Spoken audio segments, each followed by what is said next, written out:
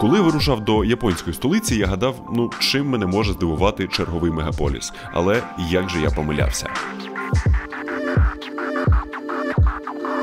Хоч і бетонні джунглі, але зі своєю неповторною урбаністикою та шармом. Місцями сяючі кіберпанкові, місцями архаїчно традиційні, а місцями відверто щелеповідвисальні.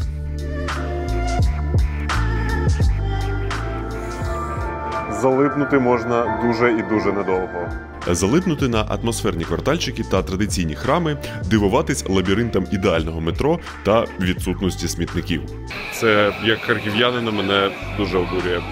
При цьому відвідати цілий острів, що зі сміття збудований, та найатмосферніший марафон, через який я, власне, тут і опинився, та спочатку вирішив ближче познайомити вас із цим безкрайним містом і феноменальною країною сонця, що сходить. Як ви, можливо, знаєте, а якщо не знаєте, то от прямо зараз дізнайтесь, Токіо за населенням є найбільшим містом планети. Тут мешкає в районі 38 мільйонів людей, і з урахуванням усіх, хто був вимушений виїхати з України, одне це місто зараз з відривом за населенням більше за усю нашу країну. Але офіційно Токіо не є містом, це так звана префектура, тобто об'єднання різних міст у одну єдину якусь сутність. І ця сутність помітно відрізняється від європейських чи американських мегаполісів. І мова тут не тільки про азійський стиль в архітектурі, а про урбаністику в цілому. І це не завжди у позитивному ключі.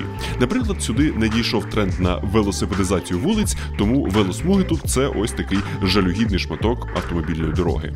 Або те, що, наприклад, через неймовірну щільність житлової забудови тут найменший відсоток зелених насаджень або якихось парків порівняно з іншими багатомільйонними містами. Але ті, що є, це прям максимальна чистота, затишок і справжнісінький дзен.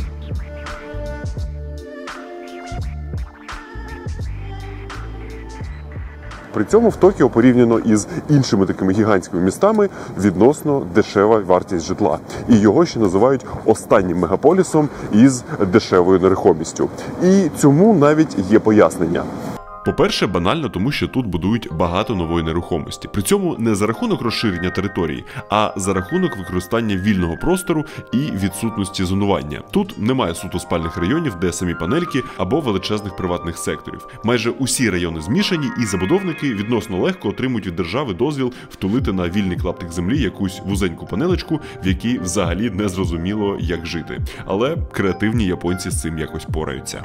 Та відсутність суворих архітектурних регуляцій дозволяють містобудівельникам трохи розкинути фантазію і створювати той самий неповторний токійський шарм.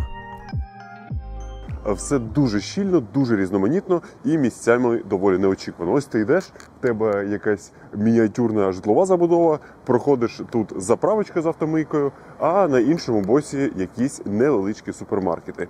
Коротше, місто максимально запаковане і при цьому не виглядає якимось громістким. По-друге, тут просто шокуючий податок на спадщину. Якщо є бажання залишити квартирку дітям, то треба заплатити 55% вартості у державну скарбницю. Багато хто цього приколу не розуміє і виставляє хати на продаж, тим самим створюючи пропозицію на ринку.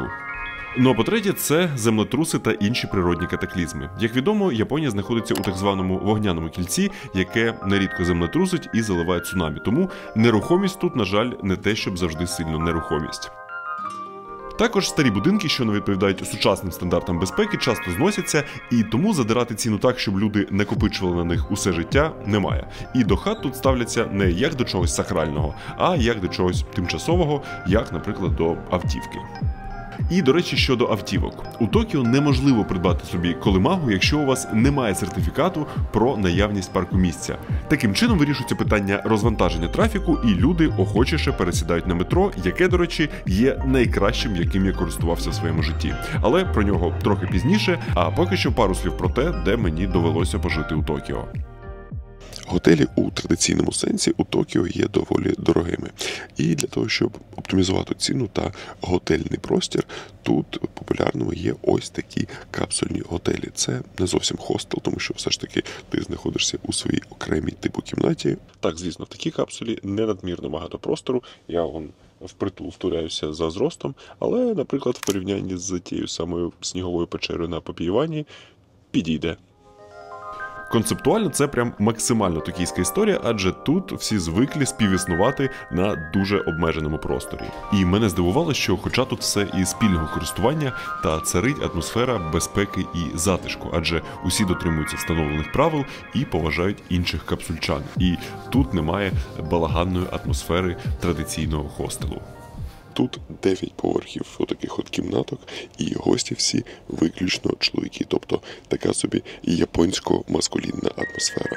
Серед гостів готелю, окрім мене, майже не було іноземців. І це в цілому типово і для всього міста. Бо, як для одного із головних бізнес-центрів світу, тут дуже мало експатів, лише 4% від населення. Для порівняння, у Берліні 22%, а в Лондоні чи Нью-Йорку близько 40%. І в тому числі завдяки цьому Токіо не втрачає своєї японської автентичності, і іноземець тут не всюди почуватиметься комфортно. Тобто є заклади або цілі райони, в яких вас не зрозуміють, якщо ви будете намагатися щось пояснити англійською, і доведеться робити це за допомогою Google Translate або якось на пальцях. Але все ж ситуація з цим набагато тут краще, ніж у більш віддалених регіонах країни. Але як там що, для подорожі до Японії та й взагалі по життю знання англійської є дуже важливим і корисним. І допомогти вам її опанувати може EnglishDom. І от я зараз тут з'явився і поясню вам, як працює ця платформа.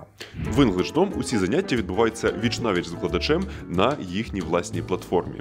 І спробувати цей формат можна абсолютно безкоштовно, перейшовши за ось цим QR-кодом або посиланням у описі цього відео. Ну а також в них є швидкий та, знову ж таки, безкоштовний тест, щоб дізнатись про свій поточний рівень мови. Ну а для того, щоб зробити подальший процес навчання та, головне, практики більш цікавим та різноманітним, в них є низка додаткових інструментів, як, наприклад, мобільні застосунки, де можна зберігати нові вивчені слова, або можна доєднатись до одного із спікінг-клабів та обговорювати з однодумцями улюблені фільми чи серіали. Коротше, ходіть вчити англійську, бо з нею ви свої майже у будь-якому куточку світу. A bottle of warm sake, please. Warm sake? Very good! Askaipo! Sake? Тож, як завжди, посилання на EnglishDom та на той самий швидкий тест для визначення рівня мови та мій промокод, що дасть знижку на придбання першого пакету занять, лежать у описі цього відео. Ну а ми з вами давайте з'їздимо, подивимось деякі найбільш визначні місця префектури Токіо. Але перед тим невеличка ремарка, що їздив місцями Токіо я, як і більшість населення, знаменитим місцевим метро. За пасажирообігом воно є найбільш навантаженим у світі. Щорічно ним виконується майже 4 мільярди поїздок, а із топ-50 найбільш навантажених станцій світу 45 знаходяться у різних містах Японії. Колії метро дуже красиво вписуються у хаотичний токійський ландшафт, і я б сказав, що місцями виглядають прям поетично.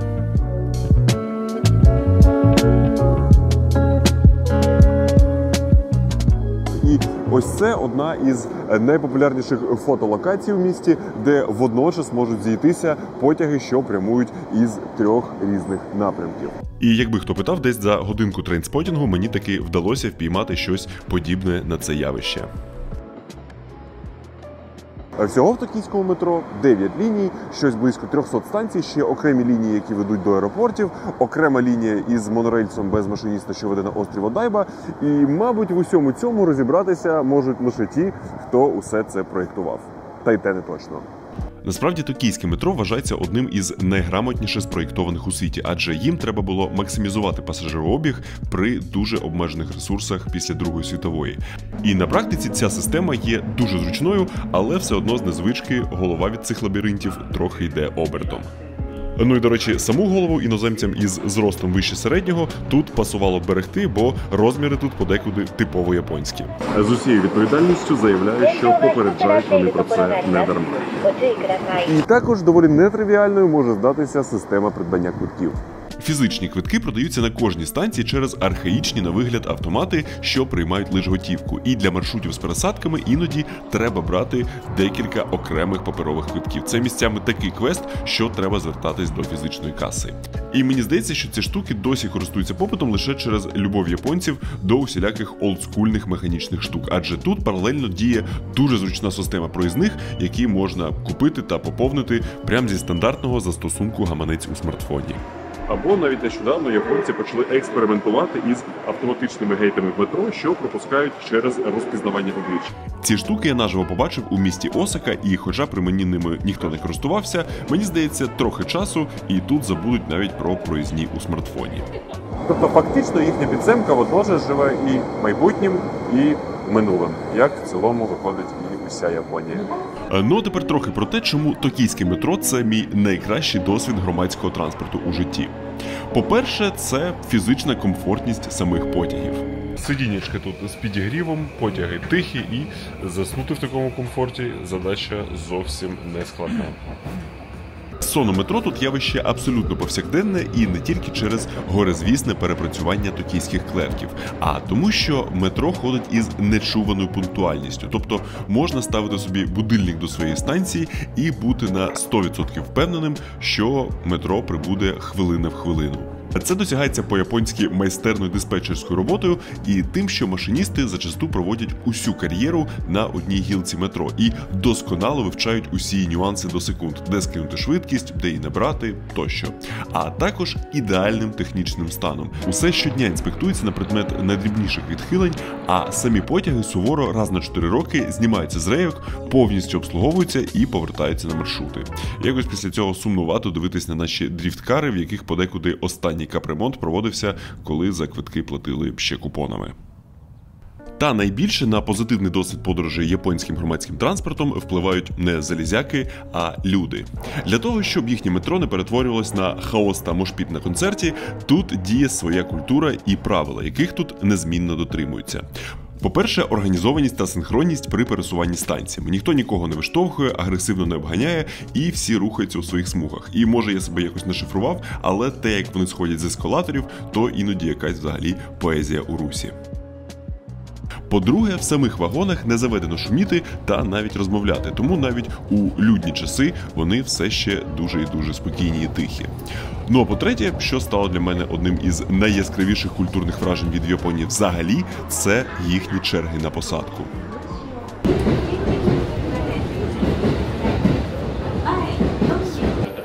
Просто подивіться, як вони зустрічають прибуття потягу. Ніхто ні перед ким не влізає, всі стоять в організованій черзі і так само організовано зараз заходити. Порядок, як він має бути. Ці конкретно кадри я зняв не у Токіо, а у місті Осака, де метрокультура здалась мені абсолютно еталонною, але і столиця не дуже сильно відстає.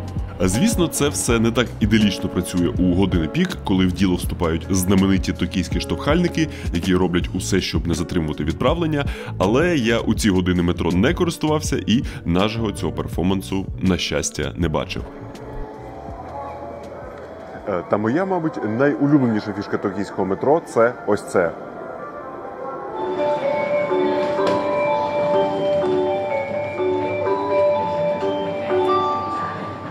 Музика.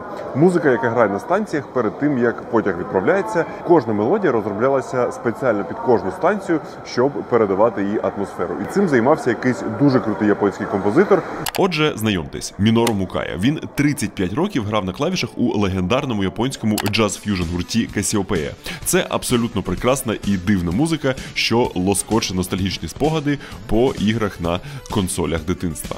Так от, цей пан, окрім музики, дуже великий фанат потягів і заснував компанію, що розробляє симулятори залізниці. І, поєднавши дві свої пристрасті, розробив 110 мелодій для станції токійського метро. Особисто ними катався, щоб зрозуміти, яка гармонія їм найбільше пасуватиме.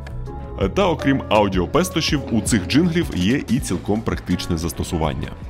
Кожна мелодія триває рівно 7 секунд, щоб пасажири також мали розуміння, коли, власне, відправлятиметься потяг.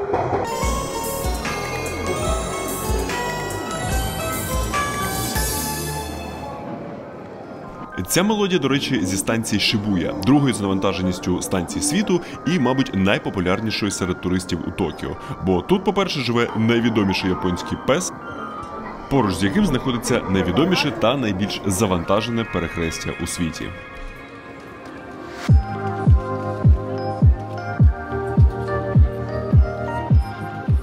На якому у години пік переходять за один раз до 3000 людей. Такий собі живий символ зайнятого та перенаселеного Токіо.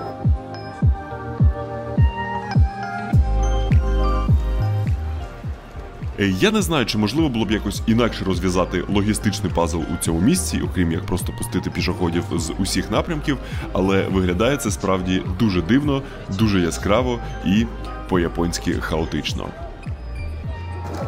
Не знаю, мабуть, варто було разочок тут пройтися і рухатись далі. А далі це нагору. В одному з офісних центрів над тим самим перехрестям знаходиться один із найвідоміших та найособливіших оглядових майданчиків у Токіо.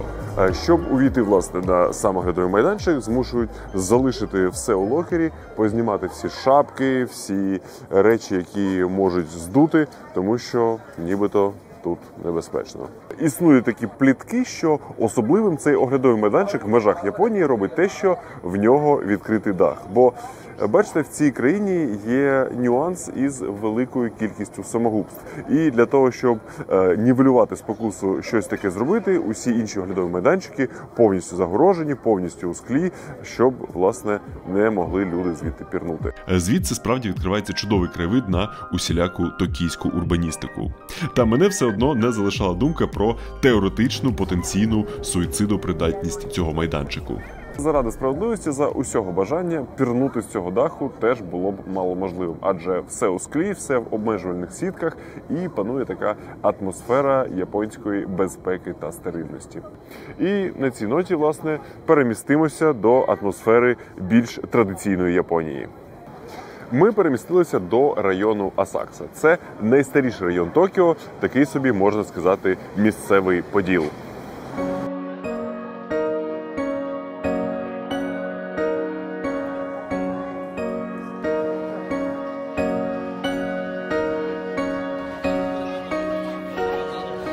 В самому серці Асакси знаходяться торговельні ряди із різного роду смаколиками, сувенірами та прокатами кімоно, у яких люди шпацірюють до найстарішого буддийського храму Токіо і одного з найвидатніших в усій Японії.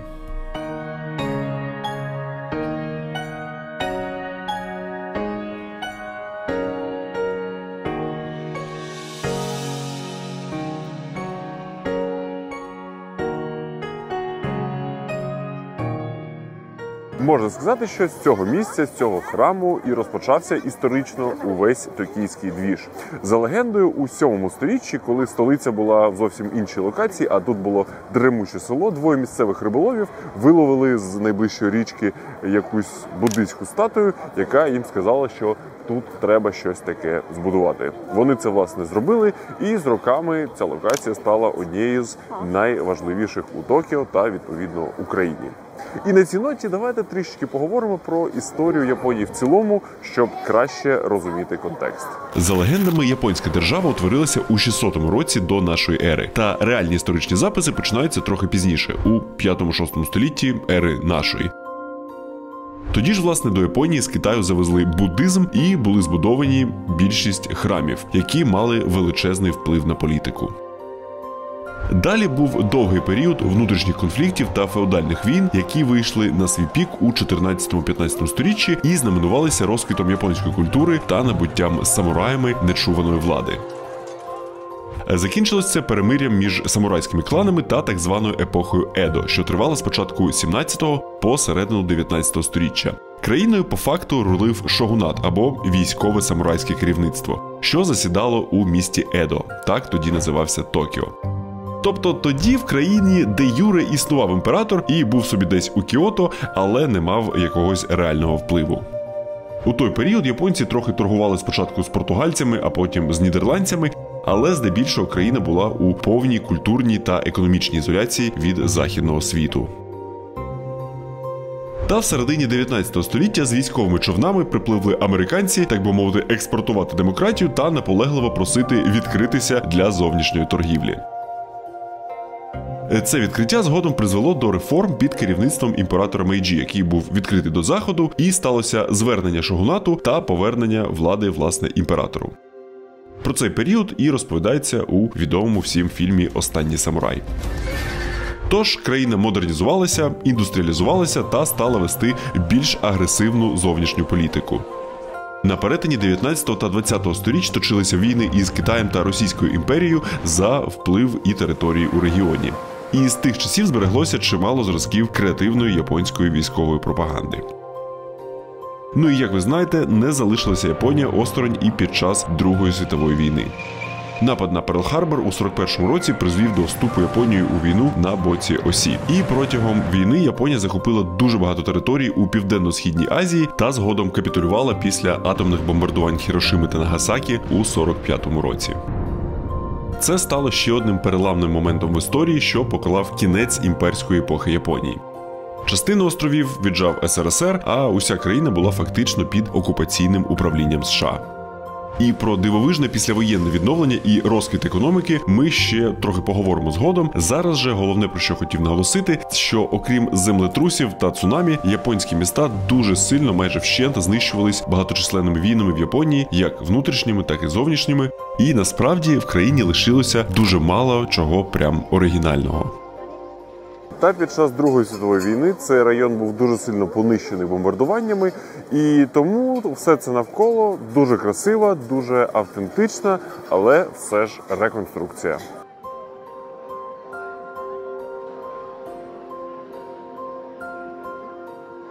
Але, звісно, релігійні традиції та обряди не зітреш ковровими бомбардуваннями, і тут їх повний буддийський набір.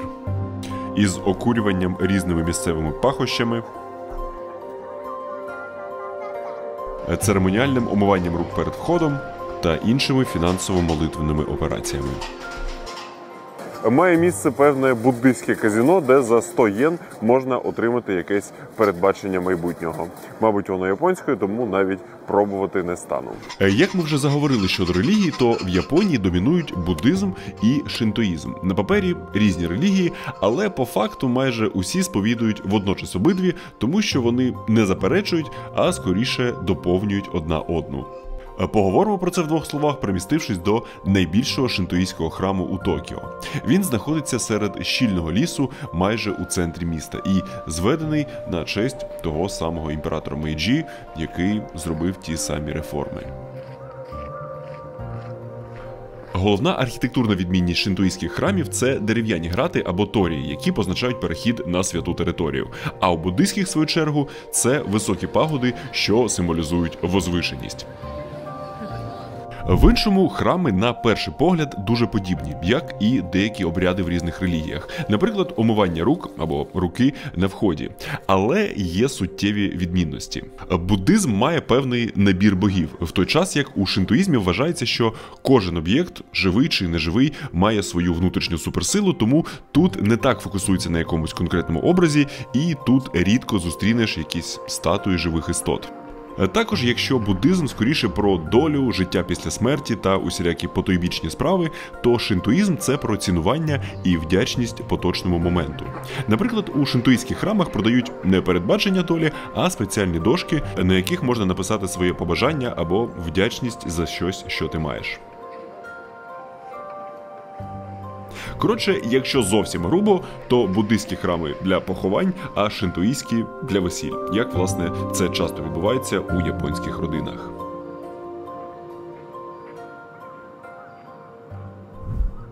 На цьому завершимо наш храмно-релігійний екскурс і повернемось до більш сучасного Токіо.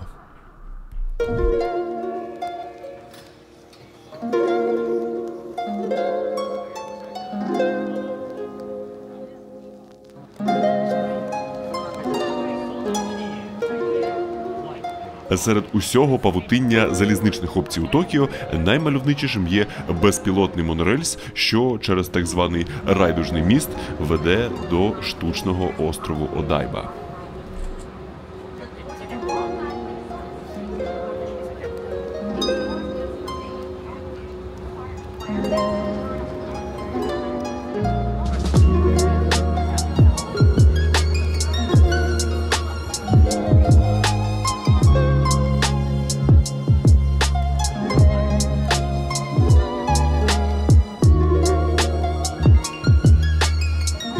Отже так, це штучний острів Одайба. Перші його частини насипали ще за епохи Едо у 19 сторіччі як оборонні фортифікації. А от у 90-ті роки сторіччя попереднього керівництво Токіо вирішило сильно розширити цю острівну історію і зробити тут цілий новий район.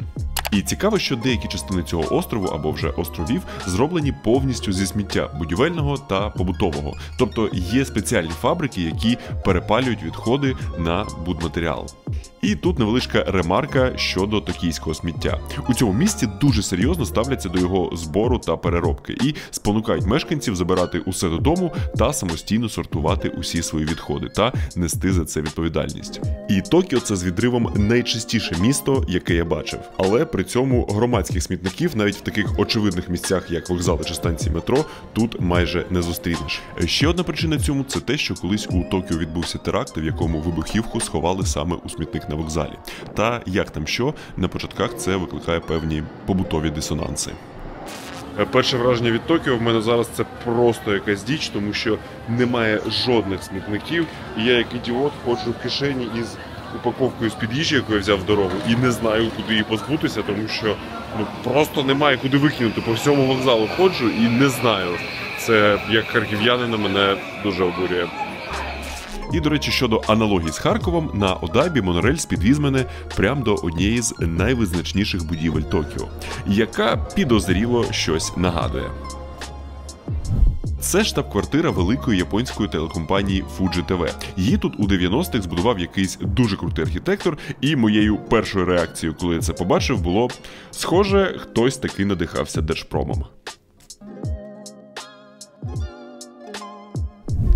Із інших архітектурних референсів тут цілком неприховано проглядається Нью-Йорк, але при цьому у Одайби є якийсь свій особливий токійсько-японський шарм.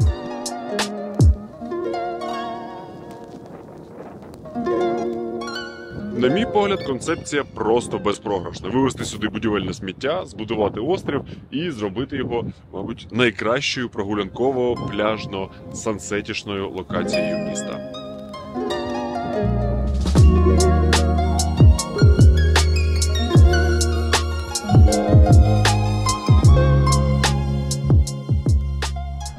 Загалом Одайба дуже вражає як з інженерної, так і з естетичної точки зору. Але це не найкраще місце для прогулянки у один із багатьох токійських дощових днів. Звісно, що в Токіо, як і у будь-якому великому місті, є просто безліч усіляких музеїв та виставок, в яких можна приховатись трохи від дощу. Та єдиний музей, який я відвідав у Токіо, це знаменитий TeamLab, квитки до якого треба бронювати за тижні, а в сезон туризму за місяці. І поки я достаю свою не першу і не останню японську чергу на вхід до цього музею, трішечки розкажу про нього. TeamLab – це об'єднання дизайнерів, програмістів та 3D-художників, що зібралися ще аж у 2001 році і займалися цифровим мистецтвом ще до того, як то кажуть, як це стало мейнстрімом. І заробляли розробкою програмного забезпечення і футуристичним оформленням приміщень для клієнтів. І у 2015-му відкрили свій перший власний простір із цифровою творчістю. І зараз в них низка виставок по всьому світу, і два найвідоміших знаходяться у Токіо. І я прийшов в новіший з них під назвою Planets, концепція якого – спробувати дати відчути себе одним цілим із простором навколо. А для цього одразу на вході просять зняти взуття і свої ароматні шкарпетки і босоніж прослідувати далі. І навіщо тут треба цей фуд-фетішизм, розумієш одразу, як потрапляєш до першого простору. Це струмок, що веде до невеличкого штучного водоспаду. Далі крокуєш кімнатою з м'якою підлогою, в яку ніби як провалюєшся, мов у зибучі піски. А далі потрапляєш у велику кімнату, в якій розвішані неонові стрічки, грає якась потойбічна музика і подекуди ловиш справжній легкий ефект інтерстелару.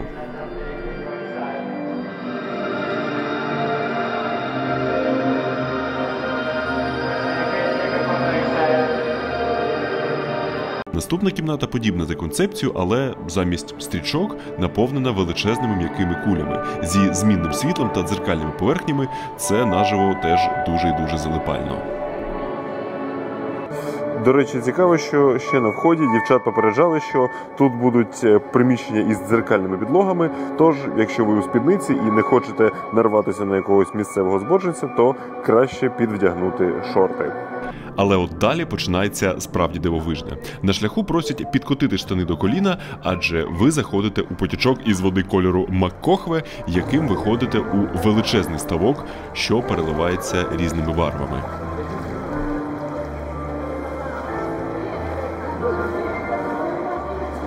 Тут дуже приємний запах, грає чудовий ембієнт та, що найбільш вражаюче, водою плавають голограми кольорових японських карпів кої, які рухаються в залежності від розташування людей навколо, симулюючи живих, власне, риб.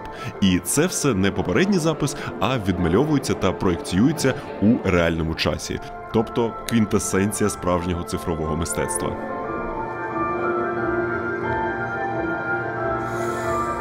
Залипнути можна дуже і дуже недовго.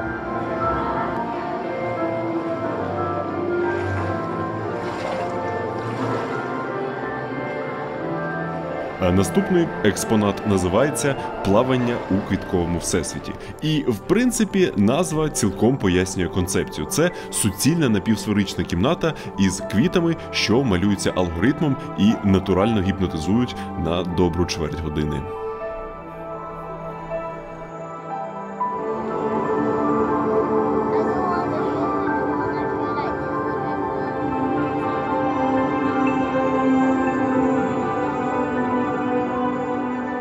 Від рослинності віртуальної йде перехід до рослинності, відповідно, цілком реальної. В музеї є так звана зона саду.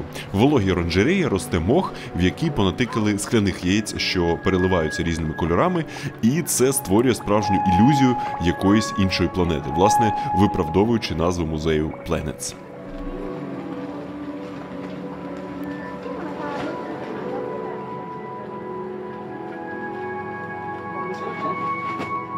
Ну і завершальна садова історія теж трохи експлуатує магію дзеркал. Відвідувачі буквально заповзають до великого висячого саду, який теж ніби занурює у якісь неіснуючі кольорові джунглі.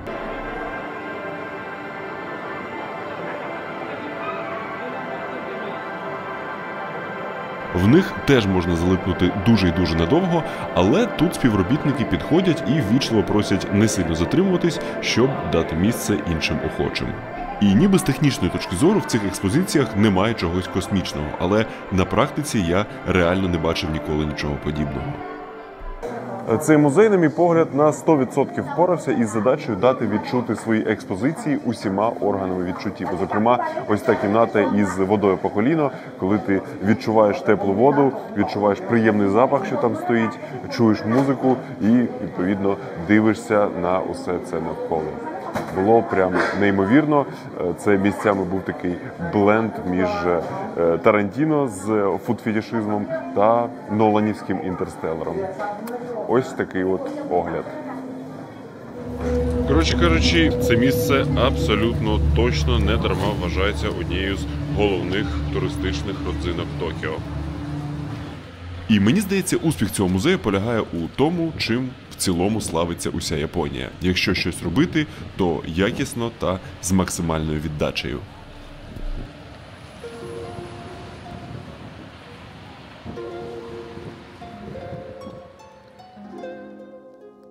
Також відносно невеличка Японія славиться своїми великими та дуже якісними брендами, що виробляють майже усе. Від одягу, таких як Asics та Uniqlo, до автомобілей. Країна стабільно входить у світову трійцю як за виробництвом, так і за придбанням автівок. І це попри наявність шикарного громадського транспорту і тих самих обмежень у столиці. Це зумовлено насамперед тим, що тут неймовірно пишаються своїм автопромом і купують переважно у свого виробника. І взагалі в Японії я дуже рідко бачив якісь іноземні автомобілі. Звісно, в Токіо вони є, але це здебільшого якісь дуже дорогі моделі для тих, хто прям принципово хоче собі щось із Німеччини. Теж стосується і побутової техніки. Їм взагалі немає сенсу щось імпортувати, тому що в них тут є все вдома, а по-друге, це усе ще острів. І в них тут є свої народні бренди, наприклад, такі як Zojirushi. Це бренд, який за однією байкою почався з того, що виробляв судини для переноски органів для трансплантації, а там, відповідно, потрібні дуже високі стандарти надійності. Я, де б не подорожував, бачив їхню побутову техніку та й сам користуюся їхнім термосом. Це просто якийсь японський танк серед термосів. Він в мене літав різноманітним камінням та вже 4 роки не підводить, і в ньому я транспортую свої чаї або якісь інші окропи. Придбати це, до речі, ви можете в Україні на їхньому офіційному сайті. Ну, а, мабуть, найголовнішим прикладом японської якості та японського виробництва є камери. Власне, камери Lumix, на які я знімаю вже 3 роки, Sony, Canon, Nikon, Pentax, дай йому Боже здоров'я.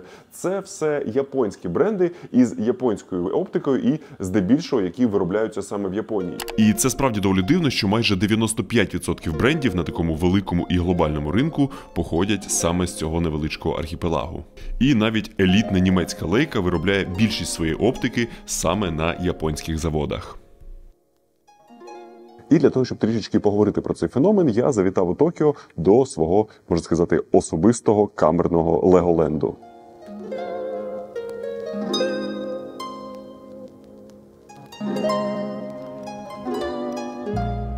Це, власне, токійська штаб-квартира бренду Lumix. Я зазирнув сюди, бо у своїх хаотичних переміщеннях Японією своєю незграбною камеротрималкою трохи впустив на асфальт свій агрегат, і треба було занести його до сервісу, щоб дізнатись, чи буде пацієнт жити. І там же на місці поспілкувався із паном Сакамото, одним зі спеціалістів бренду, і ми з ним, не без допомоги Google Translate, розібрались у факторах, які зробили саме Японію центром камеро- та лінзобудівництва. Перший фактор – це прагнення японців до перфекціонізму, тому що камери – це не просто склеїти декілька плат між собою, це дуже довга, кропітка та точна праця. По-друге, фактор природній. Тут дуже якісна гірська вода, яка необхідна для виробництва якісних лінз. Ну і третій фактор – економічний. Після програшу в Другій світовій війні у Японії не було можливості далі розробляти щось військове, але залишилося чимало провідних технологій, що використовувались у цьому напрямку. Зокрема, різні приціли та біноклі. І вони адаптували це до виробництва якісної оптики і робили це дешевше, ніж бренди у Європі. І, до речі, про період японської економіки після Другої світової війни треба сказати пару слів окремо, тому що це дуже цікавий економічний феномен. Отже, після нищівних американських бомбардувань та капітуляції японська економіка, виробництво і міста фігурально і буквально залишились у руїнах, а населення у злиднях та із відчуттям сорому за цю війну. Американці, які після своєї перемоги закріпилися на архіпелагу, почали дуже потужно інвестувати у економіку та відновлення Японії. Але не тільки тому, що вони таким чином намагалися вибачитись за атомні атаки, а насамперед для того, щоб перешкодити потраплянню сюди комунізму. Все ж таки була холодна війна, і це, як то кажуть, just business. Японці ж, в свою чергу, мало того, що дуже грамотно розпорядилися цими інвестиціями, так ще й організували так звані кейрицу. Це такі об'єднання промисловців, бізнесів та банків, що інвестували один в одного і під керівництвом держави створювали якнайбільш сприятливі умови для взаємного зросту та розвитку. Керівництво країни вказувало, кому з найвигіднішим відсотком видавати кредит, кому в першу чергу відвантажувати сировину, тобто таке собі велике економічне кумівство на всеяпонському рівні. І це таки спрацювало. Японія дуже швидко вибилася в лідери у виробництві та експорті різних побутових принад, електроніки, тих самих автомобілів та оптики. В країні стрімко зростав ВВП, а у Токіо, мов гриби після дощу, будувалися нові бізнес-центри та цілі шикарні нові райони. Діла йшли настільки чудово, що у 80-х японські компанії почали скуповувати цілими хмарочосами нерухомість у США. І американці почали боятися, що країна, яку вони ніби перемогли у Другій світовій війні, скоро їх самих поглине. Це, наприклад, відображається у стрічці «Той, що біжить лезом» 1982 року, де американські міста майбутнього виглядають ніби японські міста майбутнього. Ну а далі справи трохи сповільнилися. У 90-ті через низку не дуже продуманих економічних рішень бульбашка нерухомості та японських цінних паперів трохи луснула, і настала довга пора економічної стагнації, яка триває і досі. Люди стали менш впевнені у своєму майбутньому, дуже сильно впала народжуваність, тому середній вік країни дуже виріс. І Японія, яка вважалася недосяжно футуристичною і кіберпанковою у 80-х, вже у 2000-х почала технологічно трохи відставати від інших. І саме тому Японія і Токіо, зокрема, подекуди ніби застигли у 80-х чи 90-х.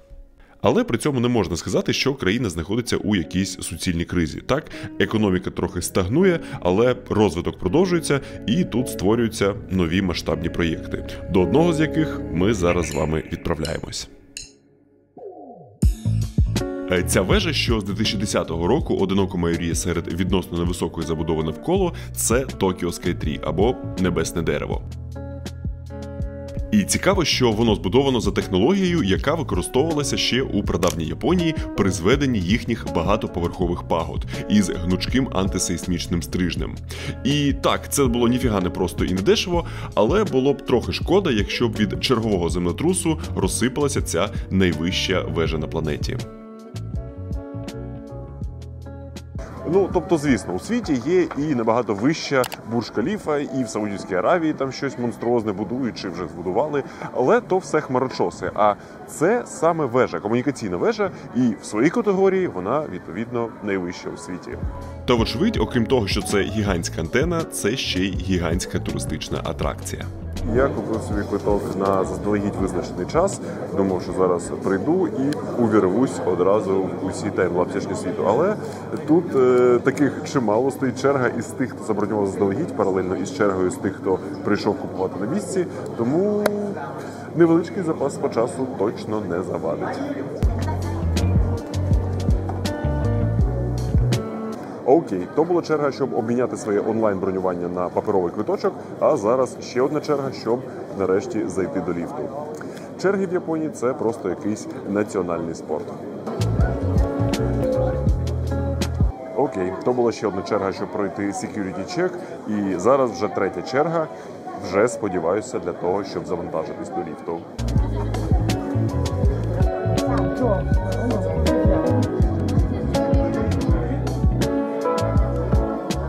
Тож, півгодинки кайфування у чергах, трохи закладені вуха у їхньому надшвидкому ліфті і, нарешті, найелітарніша сансетішна Токіо.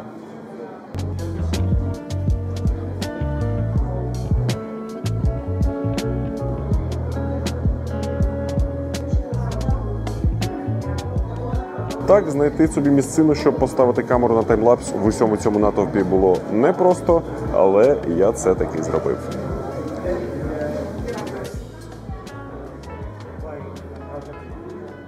Десь там мало бути видно Фуджі, але її не видно, тому що смог.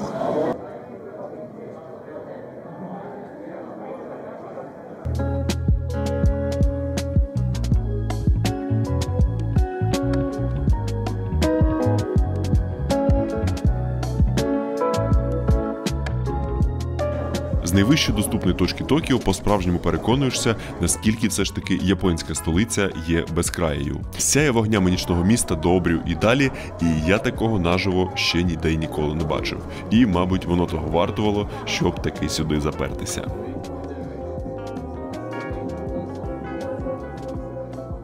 І, до речі, так співпало, що черги стояли не тільки до самого небесного дерева, а і до дерев попід ним. Те, що цвітіння сакури тут не порожній звук і не просто якась замануха для туристів, видно за ось цим натовпом за мною. Значить, люди з фотоапаратами вибудовуються в черги для того, щоб піймати класний ракурс свіжої першої сакури на тлі Tokyo Sky Tree. І я не впевнений, чи ракурс того вартує, але виглядає це все дуже душевно.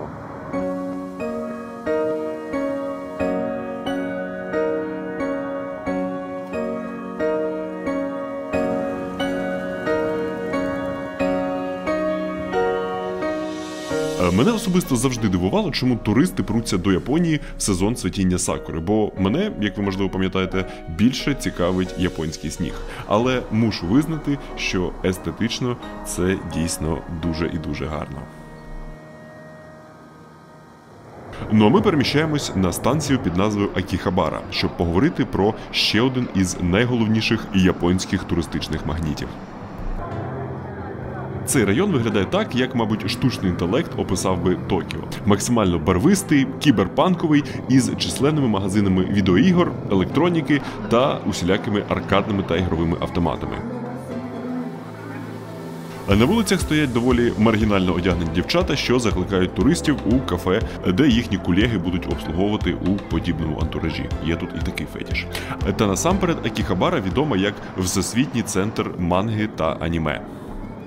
В західній культурі слово аніме прийнято сприймати як просто окремий жанр, але в Японії ж цим словом позначають усю анімацію з її унікальною стилістикою та візуальними прийомами, що походить з цієї країни, бо її різноманіття виходить далеко за рамки одного жанру. Японська анімація пройшла дуже довгий шлях. Виникла у довоєнний період в якості альтернативи європейським та американським мультфільмам, потім було відродження у післявоєнний період, і творці намагалися максимально економити на виробництві і навіть скорочували кількість кадрів на секунду, тому аніме має такий впізнаваний смиканий стиль. А згодом, зі збільшенням бюджетів, японська анімація почала бути чи не на вістрі мультиплікаційних технологій у світі. І, наприклад, твори відомого багатьом Міядзакі, на мій погляд, свого часу були на рівні або навіть вище за Дісней. Та у другій половині 20-го сторіччя воно остаточно вибухнуло популярності через те, що його почали масово транслювати на телебаченні. Всі ці покемони, Наруто, Сейлор Муни, Драгонболи, вони стали мейнстрімом не тільки на японському, а і на західному телебаченні. І стали відправною точкою до бездонного різноманіття більш нішевих японських творів. Мене ж особисто аніме як вид мистецтва цікавить дуже мало. А от з економічної точки зору поговорити про нього цікаво. Отже, щоб ви одразу розуміли, аніме, тобто продаж та експорт мерчу, всесвітні права на трансляцію, реклама тощо, це третя за обсягом індустрія усієї Японії. Обсяг ринку оцінюється у $30 мільярдів і щорічно тільки зростає. І це ще не говоримо про косвений прибуток від усіх туристів, що за цим сюди їдуть. Також надзвичайним попитом, особливо на внутрішньому ринку, користується друкована манга або японські комікси, на яких дуже часто базується мультиплікація. Різноманітність жанрів манги сильно перевищує анімешну, і можна знайти мальописи буквально про все. Наприклад, ось ці комікси про весну 22-го року створив доволі відомий мангака Мацуда Джуко і пару примірників подарував українському посольству в Японії. Коротше, манги тут дуже багато, її читають усі та усюди. Наприклад, навіть у моєму капсульному готелі була окрема шафка. І є така цікава статистика, що щорічно паперу на друкування манги в Японії витрачають більше, ніж на папір туалетний. Але це все ж таки частково пов'язано із технологічністю їхніх дивоунітазів. Що взагалі хотів усім цим сказати? Японську анімацію не слід тут сприймати просто як якусь нішеву забавку для підлітків. Це невід'ємна частина того, що робить Японію Японією. Персонажів можна зустріти від аеропорту і ліфту на Хмарочос до величезних статуй на вулицях і екранах на станціях метро. Це, до речі, на станції метро Шінджуку, найбільш навантаженій у світі. Щодня нею проходить 3,5 мільйони пасажирів. Просто спробуйте собі уявити цю цифру. Район навколо станції теж під стать. Щільний, багатолюдний, яскравий, із найбільшою кількістю хмарочосів у Токіо, неонових вивісок на вулицях та ресторанів. Тут їх більше 5000 і можна знайти взагалі будь-що. Наприклад, тут є раменішна з 2 зірками Мішлен, до якої я відстояв годинну чергу, і хоча це був не найкращий рамен, що я куштував у Японії, воно все ж таки того вартувало. І невеличкий спойлер про їжу Японії і Токіо, зокрема, ми ще будемо говорити, і я планую присвятити цьому окреме відео. Тож, як то кажуть, не забувайте підписатись, щоб це діло не пропустити. Здається, це голова. Пардон за таку анонсну паузу. Так от, в Шінджуку мешкає найбільша кількість іноземців у Токіо. А також тут проживає один із головних японських кіноперсонажів – Годзіла. І ця суперпопулярна вулиця так і називається – Годзіла Роуд. Коротше, де погуляти і що пороздивлятись, тут точно є. Район Шінджуку виглядає дуже таким яскравим і туристичним, але тут можна зробити крок вправо, крок вліво у якісь сусідні вулички і опинитися вже у не настільки безпечних та благополучних місцях. Але тут є одна локація, один квартальчик, який є одним із найбезпечніших у Токіо, хоча зовсім таким не виглядає. Зараз поясню. Значить, у самому серці Шінджуку є знаменитий квартал розваг під назвою Кабукі-чо. Із різними підпільними борделями, що маскуються під кафе, готелями для занять розпустою, продажем речовин прямо на вулиці. Все це, звісно, кришується якудзою. Коротше, класичне енциклопедійне визначення терміну «злачне місце». Але посеред Кабукі-чо знаходиться клаптик землі під назвою Голден Гай, або Золоте місто, яке різко контрастує із усім, що відбувається навколо. В ньому знаходяться малесенькі питійні заклади, в яких вміщаються від 2 до іноді 8 людей, і на вулицях діють свої правила, що не можна шуміти, не можна палити, звісно, не можна кидати сміття, і всі відвідувачі цього дотримуються, тому тут дуже незвичайна атмосфера, тобто нібито всі п'ють, але при цьому стоїть повна тиша.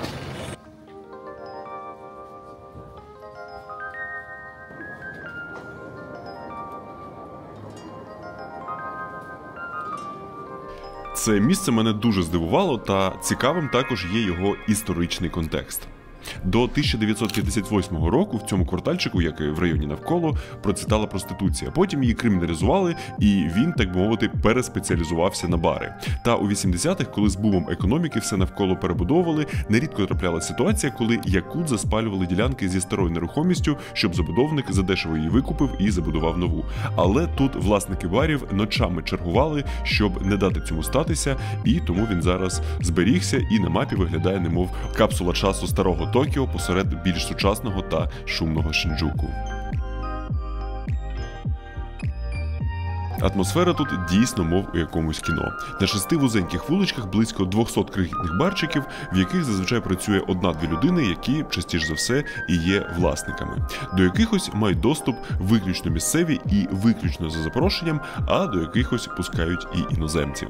Частина барів мають якусь свою спеціалізацію – це кіно, ігри, стара вінілова музика або рок. Ну а деякі просто затишні та дивні. Наприклад, в одному з них бармен постійно був з іграшкою кота, а зі старих динаміків тихенько грав Лінкін Парк. 一杯をください。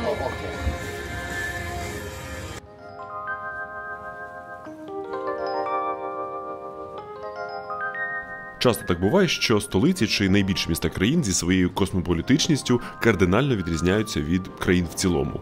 Але, за виключенням, звісно, масштабів та урбаністики, в цих контрастах, унікальних деталях і збереженні традицій і є вся сучасна Японія. І Токіо чудово віддзеркалює цю атмосферу. І досліджувати цей безмежний мегаполіс можна дуже і дуже довго, і годинами розповідати про його дивацтва, як, наприклад, кафе з капібарами, що знаходиться неподалік від того небесного дерева. Та цікавіше все ж поговорити не про капібар, тим паче я не потрапив в це кафе, це відео мені скинув мій товариш Боря, що був там з групою, а про людей. Зокрема, про те, як нашим живеться серед цієї абсолютно іншої культури, і чому ця країна, що історично ніколи не цікавилася гайдзінськими війнами десь на материку, так завзято підтримує і цікавиться Україною. Про це ми, власне, поговоримо у наступному відео. І заодно трохи глибше зануримось у соціальний японський контекст і трохи побігаємо, бо, власне, завдяки бігу я тут і опинився. У складі команди, що приїхала на токійський марафон від фонду «Громадянин». Вони займаються фінансуванням, протезуванням бійців, які з якоїсь причини не можуть отримати це протезування із державних програм. І, власне, їхній головний меценат – це чайний бренд TED, який допоміг із організацією подорожі сюди. Тож величезна вдячність за підтримку цього проєкту і за те, що вони продовжують своє виробництво на сході України. Це зараз дуже важливо. Ну а вам, як завжди, дякую за те, що подивились це відео. Не забувайте ділитись враженнями у коментарях та натискати усілякі ютубні лайко-дзвоники. І традиційно побачимось у відео наступному.